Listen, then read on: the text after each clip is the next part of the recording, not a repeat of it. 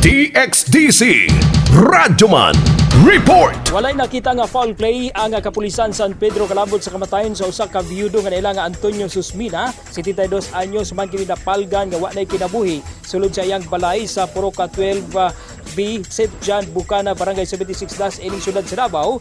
Man nga nakita ni atong adlong Miyerkules alas 6 gabi October 4, 2023. Sa interview sa DXDC Armen Davao nga pulis Major Marvin Hugos, VP sa San Pedro Police Station, gisulti niya nga walay nakita nga foul play sa kamatayon sa biktima o posibleng hinungdan sa kamatayon sa biktima tungod sa cardiac arrest. Dugang mensahe ni pulis Major Marvin Hugos. Ang sakit ang kusog sa tulad doon. Okay. In short, wala yung nakita sa itong kapulisan nga foul play. Wala doon nakita. Kani gibiyahe na ang napatay nga lawa sa biktima sa lungsod sa Mabini, Davao de Oro ug dito na kini ipahilo na sa pamilya.